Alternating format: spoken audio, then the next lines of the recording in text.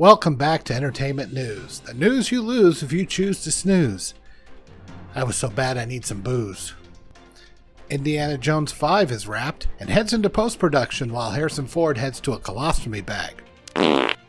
The production ran long not because Ford kept crashing his plane off hours, but because they had to keep waking him up to shoot his scenes.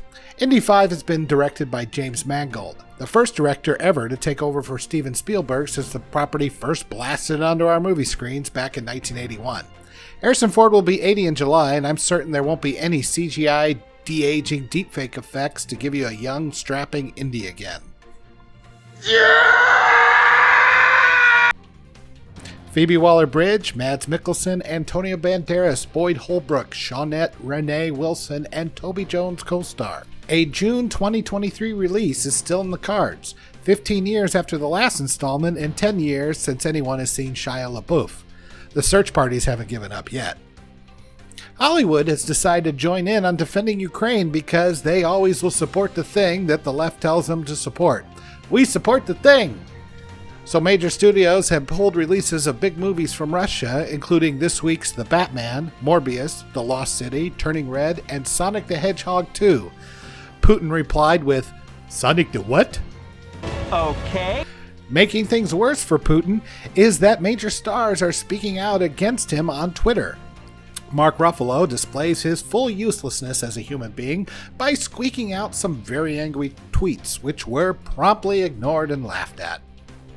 Speaking of tone deaf and out of touch, the Oscars are continuing their decades-long streak of not giving a crap about their audiences. First, they decided to cut out 8 categories from the live broadcast, including documentary film, film editing, makeup and hairstyling, music, production design, short film animated and live action, and sound.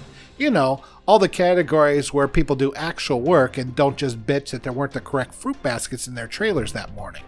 I do exclude Tom Cruise from that criticism because he may be a lunatic, but he's a hard-working one.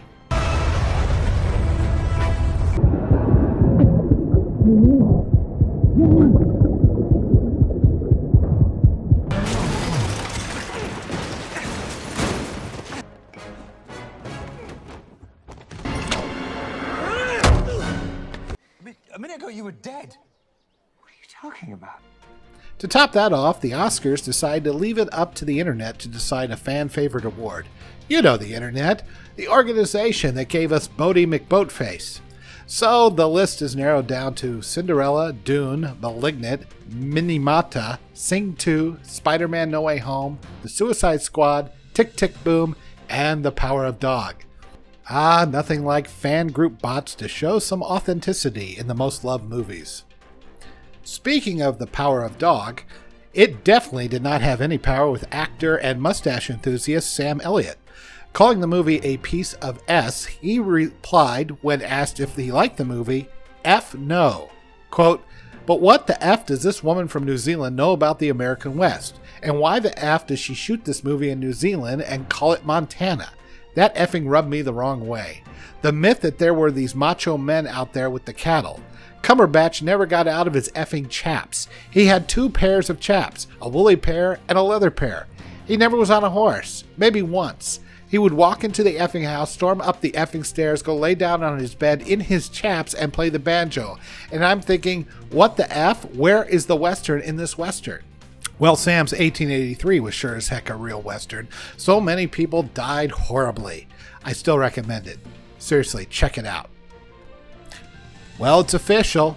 Disney Plus, home of the squeakiest clean movies ever created, is taking on Netflix Marvel shows featuring drugs or murder, rough sex, hard drinking, mental rape, and suicide. What do you think, Walt? So we'd like for you to see and enjoy them too. Well, family entertainment ain't what it used to be. Finally, on the real news front, the war in Ukraine continues to escalate. While it's still a mystery whether or not America will send troops, they have committed to send Alec Baldwin to film a Western there. The Russians are already considering surrender. God, Baldwin, it's just a bit. Put down the gun. You have not loaded my ass.